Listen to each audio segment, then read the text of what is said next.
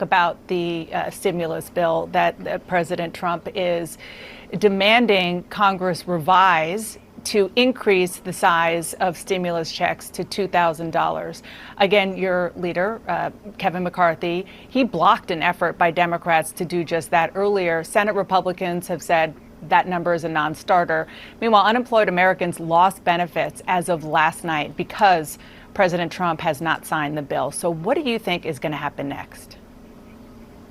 So this just shows the chaos of the whole thing. I was on a call with Secretary Mnuchin, and he had talked about getting to this point, having negotiated, presumably on behalf of the President of the United States. That was his person at the table. They came to an agreement. I mean, none of us totally like the bill. It's the nature of legislating. You're not going to end up with anything perfect.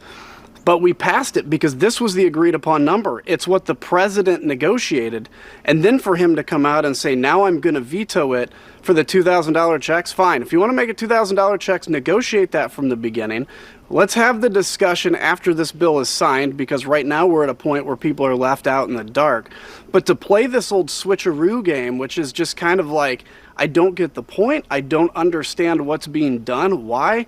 Unless it's just to create chaos and show power and be upset because you lost the election. Otherwise, I don't understand it, because this just has to get done. Too many people are relying on this. We have worked hard. We should have had this done a lot earlier. And now to be put in a lurch after the president's own person negotiated something that the president doesn't want, it's surprising, but we'll have to find a way out. I want to look ahead to January 6th.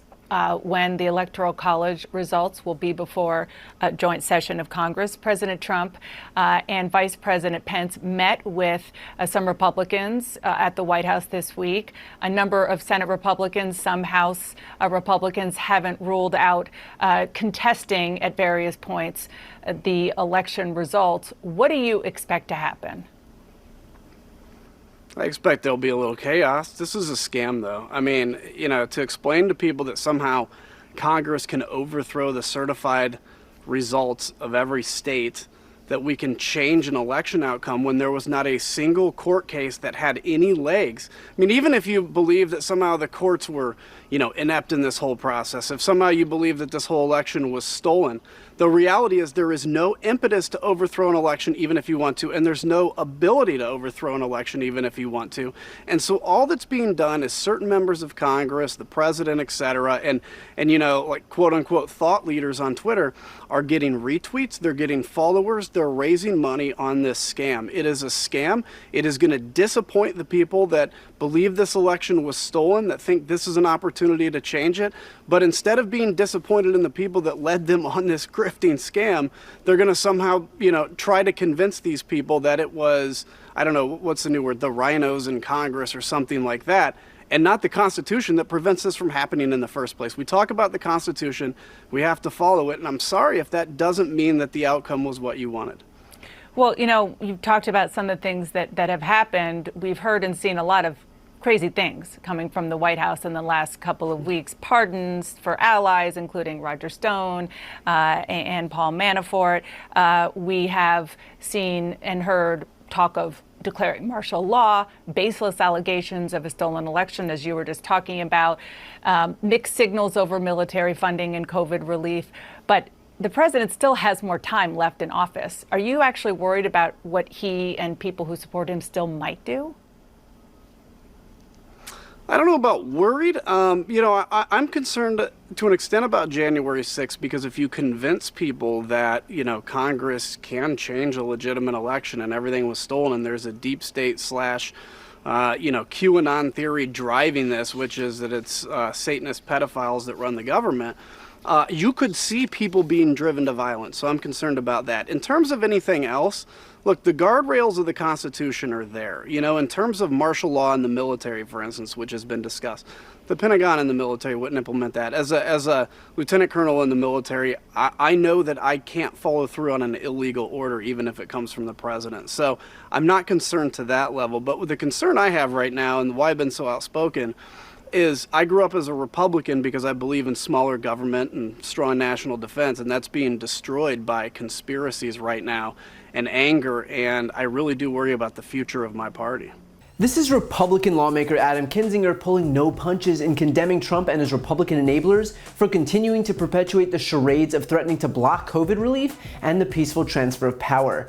He slams Trump for having put a halt to the existing bill to offer $600 stimulus checks to all eligible Americans, claiming now that he wants $2,000 checks. But here's the thing. First of all, the $600 checks, as measly as they are, were the result of the White House's own negotiations. It was Trump's team that literally landed on this number, meaning that either he was so preoccupied with stealing the election that he didn't bother learning what was in the bill until this week, or he knew and decided that slamming the brakes on the only planned stimulus on his way out the door is just the right amount of chaos for him, or he was just trying to position himself as the white knight to gin up enthusiasm for him in an election that had already happened 2 months ago.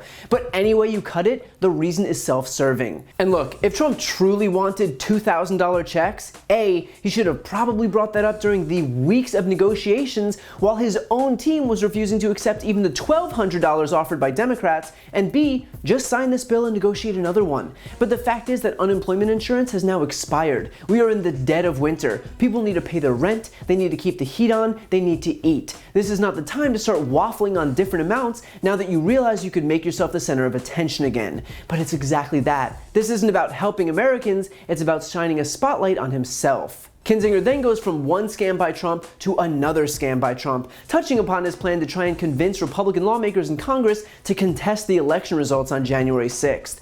So that we're clear, there is no avenue for them to succeed here. The election is over. The Electoral College has voted. At this point, the remaining steps are procedural, and there is quite literally zero legitimate way for Trump to eke out a win.